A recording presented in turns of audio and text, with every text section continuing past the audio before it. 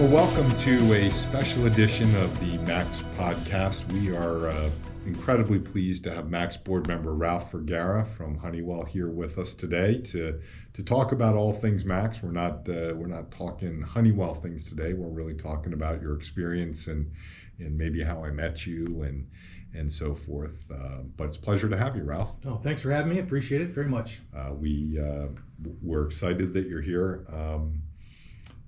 You and I have known each other for 25 years? Don't say, yeah, at least. Something like that, At the very least, 25 years. Yeah. And we met how? You were a customer, maybe. Yeah. I was working at a company called Rich Engineering, or Yellow Jacket at the time. Yeah. Doing a couple different roles, some of them in engineering, and we started when you were at Neutronics, I believe. Yeah, that's right. And then, so you subsequently left Ritchie. We're going to talk a little bit more about Ritchie and some of our fun that we had way back when. But you left Ritchie in maybe 10 years ago, something like that? Yeah, I think it's 2013. 2013? At this point, I moved from Ritchie to Honeywell. Okay. In the refrigerants group. Okay, so and you've kind of had a couple different roles at Honeywell, again, where this isn't about Honeywell, but you find yourself back in automotive, and that's how you are now on our board of directors. Yeah, funny enough, I started on the stationary side of our business at Honeywell, and about 10 years in, somebody realized I might know something about the automotive industry that I had spent pretty much my entire life in, and here I am, back in the biz. Well, we're glad you're back. I know I was lobbying for you to well, thank you. to come back in when they were, I guess, looking for some folks. But when we first, I don't want to say first met, but first started working together, I, of course, was at Neutronics, Mm-hmm. and you were at Ritchie, and you guys were trying to launch an automotive program there. Is that kind of the way it happened? Yeah. Ritchie is, it's like Kleenex in the HVAC side of the business, and they really, to expand their markets, they look to get into the automotive side of the business. And that's kind of how, I probably saw you at a show or two before, but there really wasn't a reason to have a dialogue until we really started the automotive side.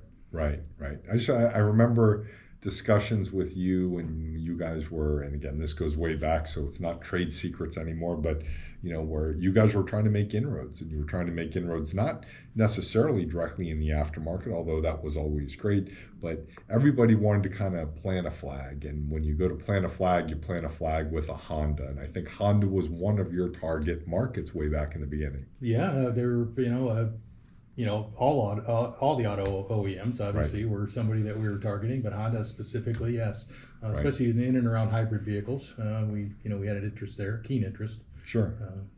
Yeah, and I always look at kind of that 6 degrees of separation. So we have someone in common that we know now that I probably knew before you did, Luke Sayal. Oh yeah. Luke was working for FT Industries. When very early on, working on the first set of AC service machines that were going to be required maybe for GM or something, and we were trying to pitch refrigerant analyzers for those machines, and the Tranchina brothers were running FT Industries. Yeah, that's a name I haven't heard in a while, but yeah. Yep. And then eventually Luke went to work for you guys up at Ritchie. That's right. And so Luke's now moved on to do some other things, but I've always been fascinated by a number of things. First of all, you live in the coolest town. You can't get over the name of the town I live in. Absolutely the coolest town. Well, I live in Honeybrook, right? Sweet little Honeybrook. Yeah. Don't get in a fight with anybody at Honeybrook. And you live in? Savage, Minnesota. Yeah. So, I mean, how cool is that, right? Like, be careful. Don't go to Savage, man, because you may not come out alive. So it does sound it's rougher than it is. It is. For sure. Right. But, so just outside of Minneapolis, and you've lived there for, I think, as long as I've known you. But you did live in Indiana for a while? Yeah. I was born and raised in Fort Wayne, Indiana. Right. And then Ritchie has their corporate office is in Bloomington, Minnesota. Okay. And so there was kind of some stuff shuffling around, and I ended up relocating. Right. And Savage, coincidentally, is really close to Bloomington. Yeah. Just right across the bridge. So that's how I ended up in Savage. Yeah. And then we have another connection, and that connection is from Rich Coldaway. Rich Oh, Coldaway yeah, was yeah. with CPS. Yeah. So, of course, I knew Rich from his days at CPS when he was vice president of engineering, and we worked together on various different projects and so forth. And then I come to find out that you guys are actually related, I think. Yeah, Rich is how I got my start in the business. So I'd be remiss in not thanking him for getting me started down this path, working in the industry. We started way back when the first little lunchbox recovery units. Rich designed the very first one, and we were making vacuum those pump in a box. Pretty much, it was a little compressor and a little lunchbox. Yeah. A little bit more than that, but Yep. it when it was first required to have you had to recover the refrigerant. Right. Somebody had to start the ball rolling, and fortunately for Rich, he was able to do that, and we made over 100,000 of those things at the time, and it was just gangbusters. But so and we are related. He's my brother-in-law, I think. Yeah.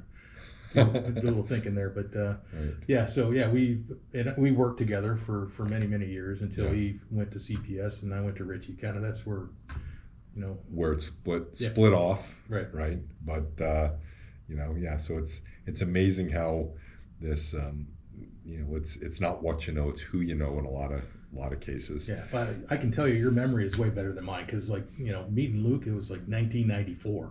Not to date myself, but I had black hair then. And right. So. And how did you meet Luke? I'm just curious. Yeah, so Luke was working for FT, and we were making units. Like we had partnered up with FT, and so we were making some of the very first automotive AC machines. And Luke worked for a company in Korea called Dongyil. Okay. And they bought a bunch of them. Okay. So I flew over there and met with Luke and did planes, trains, and automobiles all over Korea. Literally from small islands to the DMZ. Right. And spent like a little over a month there the first time, and then I went back, and that's kind of how we met, and then kind of lost track of each other for a while, and ended up he was living in Cherry Hill, I think. Over here in Jersey. Yeah, I live in Jersey, and met up with him again, and his kids were. He's got a Mason and Eric son, and I do too. And we hadn't talked. Just so happened. Right. Yeah. So. Wow. I just as an aside, I spent a little bit of time in South Korea and went up to the DMZ and Seoul, one of my favorite towns. Just one of my favorite towns. Just an amazing place. And as when we went out to lunch today, that I am kind of a car guy, kind of a fan of cars. And they have some of the best tunnels over there, and some of the best bridges. So you'll have a mountain, and you'll have a tunnel goes through the mountain, and then there'll be a valley, and the bridge goes over the valley, and then there'll be a mountain. And this road is dead straight. Like you can look straight through 2 tunnels and over 2 bridges along the way. And some of those tunnels, the acoustics in some of those tunnels, excellent. I think I would be borrowing some of the earplugs you have in your vehicle. Yeah, that could be. Prior to all this, you went to school, you got out of school, and you're a veteran, right? Yeah, I spent some time in the military, U.S. Army and Army National Guard. I was a non-commissioned officer in an infantry unit. Okay. So totally unrelated to what I'm doing now, but that's how things happen. But a good life experience. Oh, absolutely. Yeah. It's not for everyone. Sure. But for me, it was what I needed at the time, and sure did learn a lot. And I think it's obviously what we do makes us who we are. Sure. And so it was a big part of how I like to handle myself as far as being responsible and leadership style and things like that. Learned from the military. Sure. And one of the kids was in the military. Yeah, my middle son Eric, he was at Fort Riley and did a couple tours. He is now a police officer in the local community, not Savage. Okay. Much safer than Savage. It's called Lakeville. Okay. The Savage is going to get a bad rap. I'm going to get a call from the mayor or something. What a great name, Savage. So we thank you for your service. We certainly thank Eric for his service, and it's a very important part of what we do here in the U.S. and supporting folks around the world. It made me think of it because we were talking about South Korea, and I know that we have deployments in various different places. Yeah, yeah. So kind of brought that to mind. Well, when you mentioned the DMZ, I mean, it's almost palatable, the tension that when you get up there, you've been, right? So, I mean, clearly it's marked, but yeah. I mean, there's just kind of a sense you get from being there that's very tense. Yeah, and there's certain areas that I visited where you kind of have an overlook, and there's binoculars and so forth, and you're looking across, and there's a river, mm-hmm. and then you get this river, and on the South Korean side, and kind of hard to tell on some of the North Korean side, but on the South Korean side, every 100 yards or so, there's a guard post. And I asked my host at that time what the guard post was for, and they said, well, they're always concerned that someone's going to float something down the river, which separates north and mm-hmm, south, yeah. and that river runs right into Seoul. So it is, and all the barbed wire and so forth, and we certainly hope that peace is kept there. But we're glad to bring on you. Joined the board of directors a year and a half ago. Yeah, we were just talking about this. I'm up again for election. Yep. I think in the coming cycle. Yep. So a year and a half or so since you've been on the board. Yeah. And you'll be up for election again in what'll start at the end of November. I'm getting to that really cool picture of Ralph. Yeah. I'm not. As we talk, I'm not a big fan of having my picture taken. So. Yeah, we got some photos of you, buddy. Yeah. Unfortunately, that's how I look. That's me. Your wife, Sherry, I've known Sherry for a long time. Sherry worked at Ritchie. Well, that's when I first met her. Yeah. When she was working at Ritchie. I think you met her before that. But a little bit before Ritchie. And so she's still in the automotive business, working for one of the big box retail parts stores, doing some special national work for them. Right. We get too involved in that. You never know kind of like whose names for what you can say. But she's in the automotive space, and that's kind of cool, because this kind of gets it. Yeah, this industry's been really good to us, and it's provided for our kids and the life that we have, and so I'm really honored to be a member of the board. It's like giving back for me, sure. To an industry that's given me so much. Yeah. And obviously the relationships that I have, and I have to comment on I had I think it was like a 10-year lapse between the stationary side of the business and my first MACS show again. Right. And it was like I'd never left. It was flattering more than anything, but it was really cool to see everybody that was still in the business. Mm-hmm. And we jokingly always say, you just trade booze. Yeah. I saw a lot of familiar faces, and it was just great to see all the folks that I had worked with over the years. And MACS still around and doing well. Yeah, well, we all have more gray hair and more wrinkles than we did way back when, but sure. Yeah. Now, fortunately, because of the business that I was in and the business you were in, and the fact that we've become kind of more than business colleagues, kind of personal friends. I have a few of those in the industry that you just kind of like, if I'm going somewhere or whatever, and you just kind of latch on and you just like, let's go hang out kind of thing. And we've talked about a few of those, like Eric Schultz was one of those people, and others. I just don't want to leave anybody out, but there are you know who you are. We know you know who you are, right? There are many of those. So we never lost touch in the sense that while we probably didn't see each other or chat with each other as much as we did before, I was still in the refrigerant business kind of thing. You were in the refrigerant business, although it wasn't automotive. We were kind of still, connected there. But one of the things you left was SAE when you moved out of the Ritchie Yellow Jacket employment space and you went to work for a refrigerant manufacturer. That was kind of the end of your SAE days. Yeah, when I first took over at Ritchie, it was pretty clear that if you weren't part of the SAE process and writing the standards and knowing and understanding what was coming, that you were going to be left out in the cold. So my participation in that was at first, I wasn't really excited about it, because I don't really have a true engineering background, but participating in that, I have made a lot of friends and a lot of connections, and I have a better understanding of the business as a whole. Right. And so I really, really enjoyed my time with SAE. And you're right, I'm glad to be back doing that again and participating in it and writing the standards. And we were talking about equipment, and I geek out over that stuff still. And even though I sell refrigerant now, but it's still something that I'm passionate about. Yeah, it's so cool how we look back, and we were just doing some web surfing earlier on some other pages of equipment things, and we're like, oh, I recognize that, oh, I didn't know this, or why did you didn't know this, or whatever the case might be. I'll never forget having a conversation with you at an SAE meeting.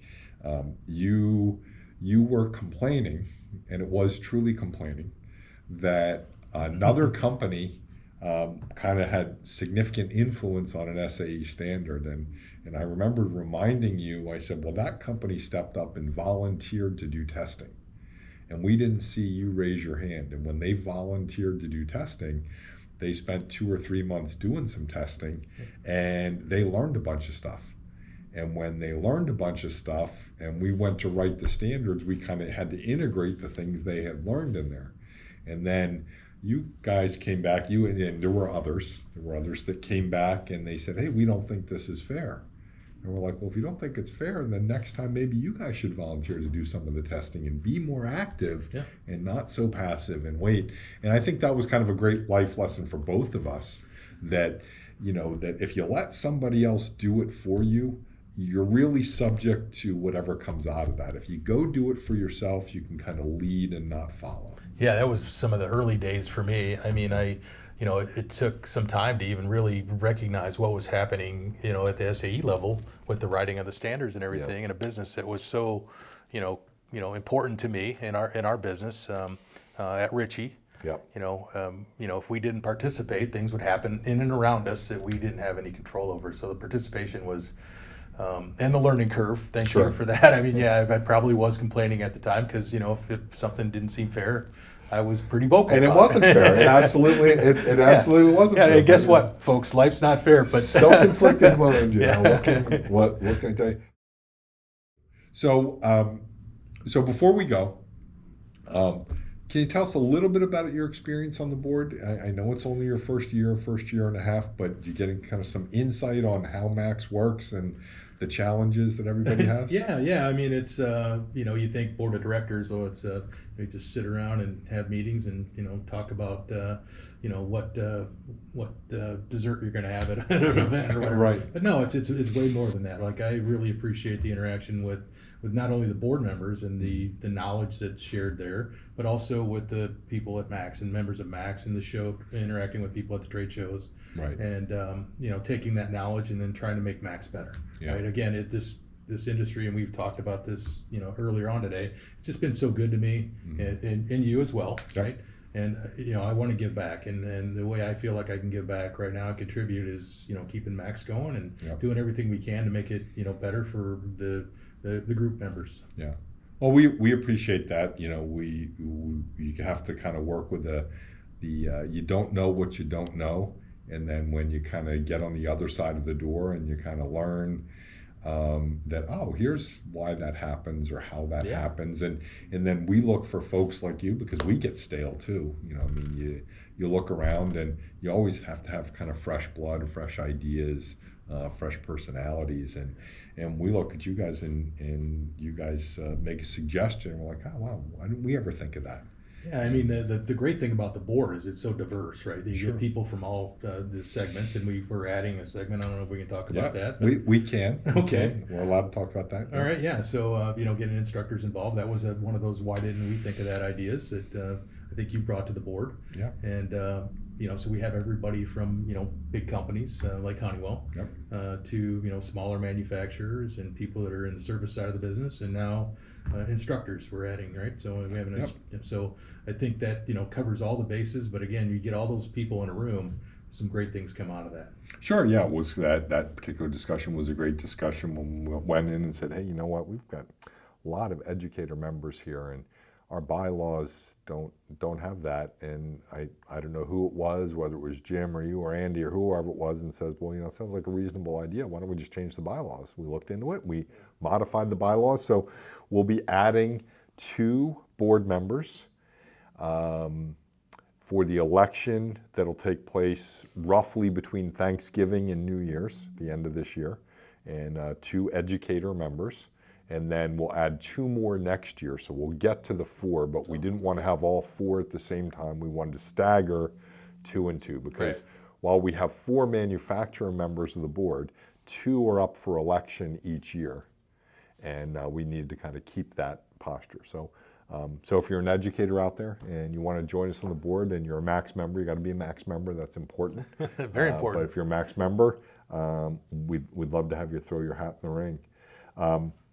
Ralph, it's been a pleasure having you here. Thanks for your time today. Thanks for lunch. Appreciate pleasure is all mine. Appreciate you taking care of lunch, and if you let me know if you need me to kind of nudge somebody back at the home office or something for why that receipt's so big. You're a cheap date. Any closing thoughts? Where are we going to see you again? Where will I see you again? Will I see you out in Las Vegas? Yeah, for sure. Yeah. We've got a board meeting in Las Vegas. So I'll see you there. Yeah, I have to be there for that, but that's a very important show. You're kind of conspicuous in your absence if you're not at that show. Yeah. The board meeting being out there is a plus, right? It makes it easier because we all travel so much generally, so it's good to combine everything. So right. As far as parting thoughts, no, I really appreciate you showing me around. I very, very impressed by the facility. I'm sorry that I haven't been here sooner. Yep. But I have an excuse. I was on the other side of the business for 10 years, right? So you're excused. Okay, thank you so much. We have some board members who have been board members for like 20 years and who've never been here. Well, we shouldn't name names, but certainly you should get here. We should drag them out. Yeah. So anyway, pleasure to have you here for MACS. I am Peter Coll, and happy to have my guest, Ralph Vergara. Thank you very much. It's been a pleasure. Cheers. This podcast is a production of MACS, the Mobile Air Climate Systems Association. MACS is the nonprofit trade association for the mobile air conditioning industry, representing manufacturers, Tier 1 suppliers, tool and equipment providers, parts distributors, and of course, service shops, owners, and technicians. MACS is a membership-driven organization serving the industry through training, education, advocacy, government relations, standards writing, and EPA Section 609 certification. If you'd like to learn more about MACS, please visit us on our website, www.maxmobileairclimate.org, where you can join MACS as a member. This podcast was produced by me, Steve Shaber, executive produced by Melissa Pizarro and Pam Smith, and hosted by Steve Shaber and Peter Coll. If you enjoyed this podcast, please give a thumbs up and please subscribe to us on YouTube, Apple Podcasts, Google Podcasts, or wherever fine podcasts are downloaded. Thanks for listening.